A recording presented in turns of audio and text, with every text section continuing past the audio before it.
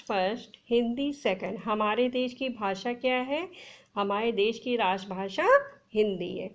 इसके अतिरिक्त हमारे देश पे अंग्रेजी, उर्दू, पंजाबी, संस्कृत, तमिल, मराठी, तेलुगु, कन्नड़, मलयालम, कश्मीरी आदि भाषाएं भी बोली जाती हैं। हमारे देश में 22 भाषाओं को मान्यता दी गई। कितनी भाषाओं को मान्यता दी गई है? 22 भाषाओं को मान्यता दी गई है। हमारे भारतवर्ष में 22 भाषाओं को मान्यता दी गई है। ये भाषाएं भारत में बोली, समझी और लिखी जाती हैं। इसके अतिरिक्त कुछ क्षेत्रीय भाषाएं भी प्रचलित हैं। क्षेत्रीय भाषाएं जो क्षेत्र में बोली जाती है, अलग अलग क्षेत्र में जो बोली जाती है भाषाएं, उनको क्षेत्रीय भाषाएं कहते हैं। हमारे देश भारत गांव से भरपूर है।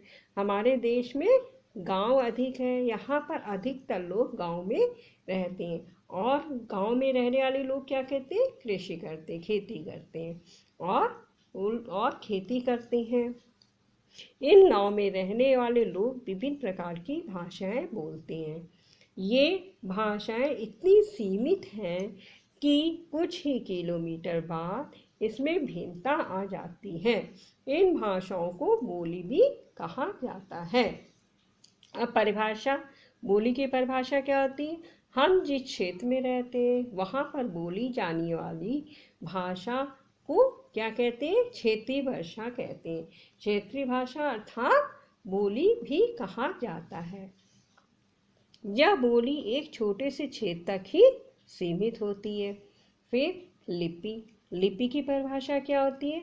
जिन चिन्हों का प्रयोग भाषा को लिखने के लिए किया जाता है उन्हें क्या कहा जाता है? उन्हें लिपि कहा जाता है।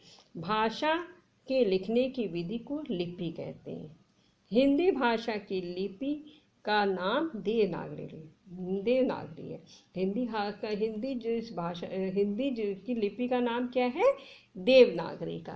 देवनागरी है। और अंग्रेजी की लिपि का क्या है? अंग्रेजी भाषा की लिपि क्या है? रोमन। पंजाबी भाषा की लिपि क्या है? गुरुमुखी। और उर्दू भाषा की लिपि क्या है? फारसी। ठीक है। हिंदी भाषा की लिपि देवनागरी, अंग्रेजी भाषा की लिपि रोमन, पंजाबी भाषा की लिपि गुरुमुखी, उर्दू भाषा की लिपि फारसी है।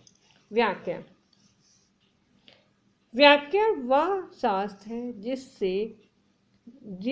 जिससे हमें भाषा का शुद्ध ज्ञान प्राप्त होता है। व्याकरण के 3 भाग होते हैं: वर्ण विचार, शब्द विचार और वाक्य विचार।